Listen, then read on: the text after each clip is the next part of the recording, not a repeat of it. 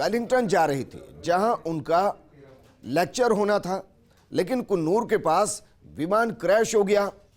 घटनास्थल से 11 लोगों के शव बरामद किए गए हैं और 3 लोगों की हालत गंभीर बनी हुई है।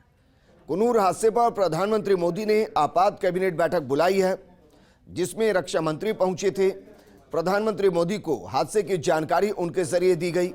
इसके बाद रक्षा मंत्री राजनाथ सिंह ने रक्षा मंत्रालय के अफसरों के साथ बैठक की। सीडीएस बिपिन रावत के घर वो पहुंचे। Army chief CDS Bipin Rawat के घर पहुंचे।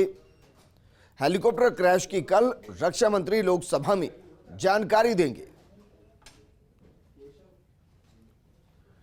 और अभी जो जानकारी सामने आ रही है, 14 में से 13 लोगों की मौत की पुष्टि की खबर है। और देखिए हादसा कितना दुखद और विकराल रहा होगा। अंदाजा इससे लगाइए कि जिन 13 लोगों की जान गई है, उनकी पहचान डीएनए के जरिए की जाएगी, डीएनए सैंपलिंग के जरिए की जाएगी, यानी कि उनको पहचाना नहीं जा पा रहा है और डीएनए के जरिए उनकी पहचान होगी। बेहद दुखद खबर है। मौतों का आंकड़ा धीरे धीरे बढ़ता हुआ, उम्मीदें टूटती हुई। पूरा देश उम्मीद कर रहा था, दुआ कर रहा था कि जिंदगियां बचेंगी। सेना के जवान हैं, मां भारती के सपूत हैं, लेकिन आज हर किसी की आंखें नम, क्योंकि जो हादसा हुआ है उसमें मां भारती ने अपने 13 वीर जवानों को गंवाया है, खो दिया है, हमेशा के लिए खो दिया है। कुन्नूर हेलीकॉप्टर हादसे में 14 में से 13 की मौत हुई है। एएनआई के हवाले से जानकारी, दुखद जानकारी।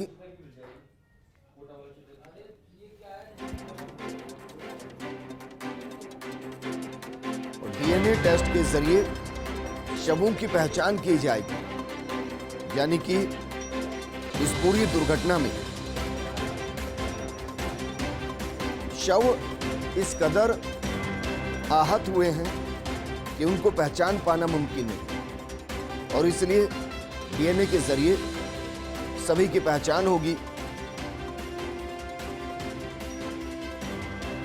बेहद दुखद, क्योंकि अभी तक जानकारी ये थी कि 14 में से 11 की मौत हुई है, 3 की हालत गंभीर बताई जा रही थी। लेकिन अब एएनआई के हवाले से जो जानकारी छनकर सामने आई है, वो बताती है कि 14 में से 13 जो हेलीकॉप्टर में सवार थे, उनकी मौत हो गई। 12:30 बजे के आसपास हेलीकॉप्टर क्रैश हुआ था। प्रधानमंत्री मोदी ने हेलीकॉप्टर क्रैश के बारे में पूरी जानकारी ली है, रक्षा मंत्री से जानकारी ली है।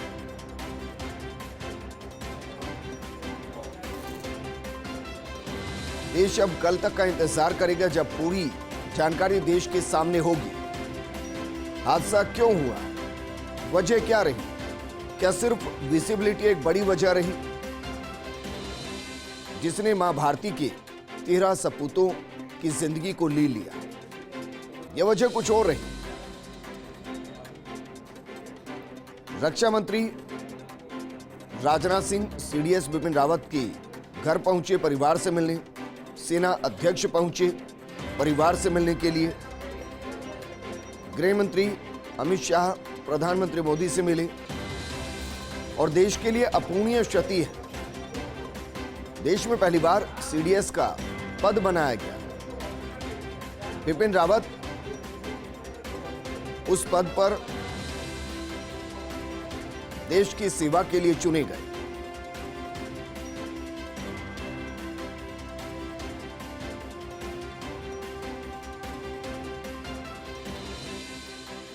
जिस हेलीकॉप्टर के जरिए दुर्घटना हुई है, यह हादसा हुआ है, वो हेलीकॉप्टर सेना का सबसे विश्वसनीय हेलीकॉप्टर माना जाता है।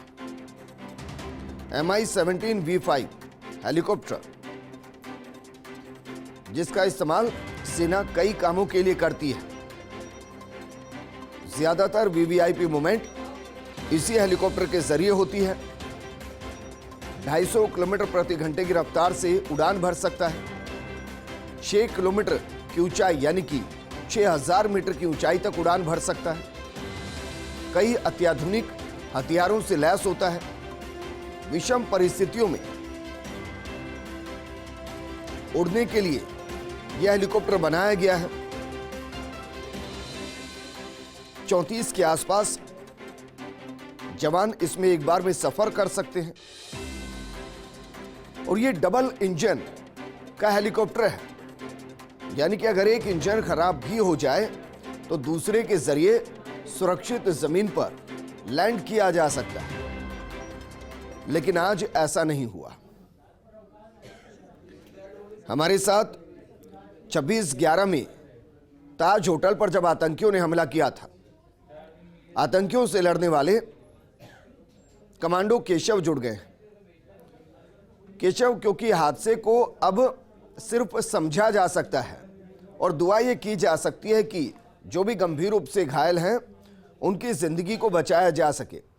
लेकिन जिस हेलीकॉप्टर के अंदर ये सब सवार कर रहे थे, आप क्योंकि कमांडो हैं, आपने भी इस हेलीकॉप्टर का कई बार इस्तेमाल किया होगा, कई ड्रिल की होंगी। जरा हेलीकॉप्टर के बारे में बताइए, इसकी सिक्योरिटी को लेकर बताइए और ये कितना विश्वसनीय है ये बताइए। सर, सबसे पहले तो जय हिंद, जय भारत। और जो भी हादसा हुआ है मैं बड़ा दुखी हूँ इससे। जहां तक सवाल है हेलीकॉप्टर के बारे में, तो आई थिंक हेलीकॉप्टर में मैंने बहुत सारी ड्रिल की हैं और क्योंकि मैं इंडियन आर्मी का हिस्सा रहा हूँ, मैंने बहुत सारी ट्रेनिंग इस MI-17 पे की है। तो मैं समझता हूँ सर कि इसमें तो कहीं ना कहीं कोई अभी टेक्निकल फॉल्ट है या जो भी है, वो तो इसमें एक जो पुर्जा लगा होता है जिसको ब्लैक बॉक्स बोलते हैं, वो आफ्टर दुर्घटना के 30 दिन बाद भी काम करता है, ऐसा है उसके बारे में। तो वो बताएगा, उससे पता चलेगा। लेकिन मैं समझता हूँ सर हेलीकॉप्टर तो बहुत ही विश्वसनीय है और ये VVIP मूवमेंट के साथ में बहुत सारा वजन इंडियन आर्मी का जो ट्रांसपोर्ट जिसको परिवहन के तौर पे काम में ले रहे हैं, और बहुत सारे देशों में है ये, इंडिया आर्मी के पास ही नहीं और भी कई देशों के पास है। शायद ये रसिया का बना हुआ हेलीकॉप्टर है। और मैं समझता हूँ सर कि मुझे तो इससे बहुत ही कंफर्टेबल लगता था जब भी मैं ट्रेनिंग करता था। आपने कौन कौन से ड्रिल के दौरान इस हेलीकॉप्टर का इस्तेमाल किया? और क्योंकि इसके बारे में कहा जाता है डबल इंजन का हेलीकॉप्टर, यानी कि एक अगर खराब भी हो जाए तो दूसरे के जरिए लैंडिंग सुरक्षित कराई जा सकती है। जी सर, ये ट्विन इंजन है सर, इसमें 2 इंजन हैं और जब एक इंजन बंद हो जाता है तो दूसरा मल्टी अपने आप से दूसरा स्टार्ट हो जाता है। और जब मैं उसमें NSG ब्लैक कमांडो था, तब हम लोग इससे बहुत ही रस्सी के जरिए, जो आपने देखा होगा, हम लोग ट्रेनिंग करते हैं, उतरते हैं किसी बिल्डिंग के ऊपर और किसी भी ऐसी एडवांटेज पॉइंट के ऊपर हम होते हैं। तो हमने बहुत सारी ट्रेनिंग की है सर, और ट्रेनिंग क्या लाइव भी किए हैं, बहुत सारी चीजें हमने इसके ऊपर। तो मैं समझता हूँ सर ये बहुत ही अच्छा है कि ये रुक जाता है एक जगह और बहुत ही अच्छे से इतना वजन को लेकर तकरीबन 40 व्यक्ति इसमें जा सकते हैं सर। और बहुत सारा जो वजन है वो भी ये ढो सकता है। बहुत ही गर्मी के टाइम पे भी ये काम करता है, कामगार है सर।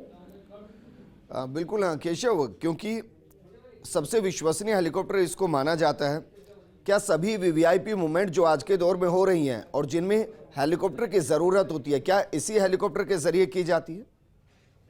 VVIP नहीं सर, VVIP मूवमेंट। और मैं तो समझता हूँ कि प्रधानमंत्री साहब जो हमारे हिंदुस्तान के प्रधानमंत्री हैं, उनके आने जाने तक में, प्रेसिडेंट ऑफ इंडिया के आने जाने में, और आर्मी के बहुत सारे मूवमेंट, उसके बाद में हम जब कोई ऐसा रेस्क्यू ऑपरेशन करते हैं उसमें ये हम बहुत जगह काम ले रहे हैं सर। जी अच्छा, इसके लिए कहा जाता है कि विषम परिस्थितियों में ये हवा में उड़ने के लिए बनाया गया है। आपको लग रहा है कि वाकई में जो पहली नजर में सामने आ रहा है कि विजिबिलिटी कम थी, उसकी वजह से हादसा हुआ है? आपको इसके अलावा लगता है कि कोई और कारण रहा होगा, विजिबिलिटी को ये क्रॉस कर जाएगा?